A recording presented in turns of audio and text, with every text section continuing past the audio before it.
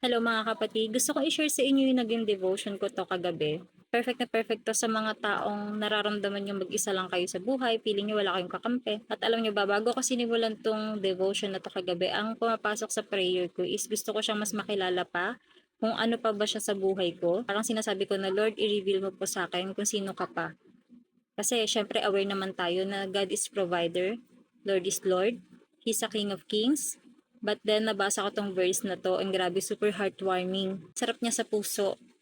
Ang sarap niyang ma-feel yung salita na yon. Babasahin ko sa inyo. Andito siya sa John 15 verse 15.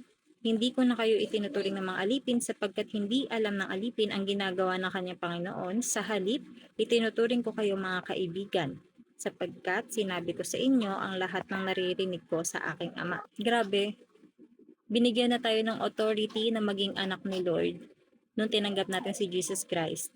Tapos ngayon, kaibigan naman. Itong verse na to, ang kausap niya dito is yung mga disciples niya. Si Jesus yung nagsasalita dito. Ni-reveal niya sa akin nandito na hindi lang siya basta Panginoon, hindi lang siya basta Ama natin, hindi lang siya basta provider natin. Siya ay isa rin nating kaibigan. Paano ba nag-work yung magkaibigan? Yung kaibigan, siya yung tipong as in, pag nagkukwentuhan natin na lahat ng problema natin, siya yung tipo ng kaibigan, tatanggapin niya lahat ng sabihin mo. At ang sarap sa feeling kapag si Lord yung kaibigan mo. Doon naman po about sa pagiging alipin natin, ang ibig sabihin po nun is, ang tingin sa atin dati ng Diyos ay mga alipin ng kasalanan. Yun po yung mga time na wala pa tayo kay Kristo. At since si Jesus ay dumating at tinanggap natin siya, ngayon ay kaibigan niya na tayo, nabigyan na tayo ng authority maging anak, direct nakakapagsabi na tayo kay Lord sa pamamagitan po ni Jesus Christ. At ngayon mabalik tayo sa pagiging kaibigan ni Jesus sa atin. Ramdam na ramdam ko kasi ito sa buhay ko ngayon lately. Alam niyo yun, ang sarap niyang kausap. Pwede mo siyang kausapin talaga as in na parang kaibigan lang. Alam mo yung may mga moment after ko mag-pray, yung formal prayer ha. After nun, bigla-bigla may mga thoughts sa isip ko. As in kinakausap ko siya directly. Na parang kumakausap sa kaibigan. Yung mga sumbong ko, yung mga plano ko sa buhay, na Lord, gusto ko yung mga ganito sa pamilya ko. O kaya naman yung mga pinagdadaanan ko, nakukwento ko sa kanya na parang talagang nagkukwento ako sa kaibigan ko lang. And then one time talagang sinubok ako. Dumating talaga sa point na merong nasabi sa akin yung asawa ko na sobrang nakakasakit ng damdamin. At may salita siyang nabitawan sa akin na hindi ko nagustuhan. At knowing me, kung ako lang yun, kung ako lang yung pinagsalitaan niya na yun ng time na yun, wala pa si Jesus Christ sa buhay ko, grabe. Grabe yung binabalik ko sa kanya. Sobra talagang umaabot kami sa away, pinagmumura ko siya. Alam niyo yun, yung naramdaman ko sakit na yun, ibabalik ko sa kanya ng doble yun sa pamamagitan ng mga salitang hindi magaganda at pagmumura. Ganun ako dati, nung wala pa si Kristo sa buhay ko. But then dumating tong araw na to, na grabe yung coldness, grabe yung mga salitaan na hindi magaganda na natatanggap ko. At doon ko nakita na talagang umaandar na yung Holy Spirit sa akin kasi nakukuha ko talagang magpigil that time. Napipigilan ko talaga yung sarili ko na kahit gusto ko na sumagot, gusto kong sumagot ng pabalang, hindi ko talaga magawa. Tapos may moment pa na gustong gusto ko pumunta ng kwarto, gusto ko umiyak, gusto ko mag-pray. Pero ayoko kasi magmukhang OA sa paningin ng asawa ko. Ayoko ipakita sa kanya yung nararamdaman ko na yon. Tinitiis ko talaga kahit naluluhan na yung mata ko. Tapos alam niyo ba, naghuhugas ako ng plato. Parang doon ko binubuhos yung galit ko. Tapos hanggang sa bigla na lang ako napapray na Lord, please comfort me, please tulungan niyo ako. Matanggal tong sakit sa puso ko, ayokong umiyak sa harapan niya. Nagrabe Lord, ang sakit ng salitang sinabi niya, ang sakit ng salitang binitawan niya, hindi ko kaya to. Ayokong umabot sa point na talagang pag-awayan namin, patulang ko siya. Dinadasal ko lang talaga yun ng time na yun, tapos kahit naluluhan ako, talagang pigil na pigil yun. Tapos nabigyan ako ng chance na talagang lumabas yung luha na yun, nung napasok na ako sa kwarto nung pinapatulog ko na yung baby namin. And then doon, tuloy-tuloy, na naluluha ako, tapos talagang pinupunasan ko siya agad kasi once may pumasok ng kwarto, parang hindi nila makita yun. Talagang as in, kami lang ni Lord yung nakakaalam. Habang umiiyak ako noon, yung mga sumbong ko, yung mga gusto kong sabihin, kay Lord ko siya sinasabi, kay Jesus, talagang, alam mo yun, directly, parang nagkukwento sa kaibigan. Hindi ako nagpe-pray, as in. As in, literal, nagkukwento talaga ako. The Lord, ang sakit na ano niya, yung parang kung paano ako magkwento sa kaibigan, basta ganun. Mafe-feel mo yan. Mga ilang araw, ilang days talaga na nagiging okay naman kami, pero may something talaga sa puso ko na hindi kami okay. Dinadaan ko na lang siya sa dasal. Talagang parang sinasabi ko, Lord, di ko na bahala. Alam ko may plano ka, alam ko hindi mo paparana sa akin to kung wala kang plano sa amin. Basta pinagkatiwala ko lang talaga siya kay Lord. And then, yung moment talaga na dumating na sa point na yun, nakapasok na siya ng work.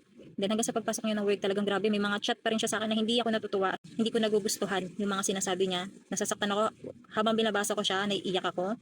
May mga sagot ako sa kanya na kinakalma ko yung sarili ko, binibigyan ko siya ng payo, pero naiiyak ako kahit sa sinasabi ko.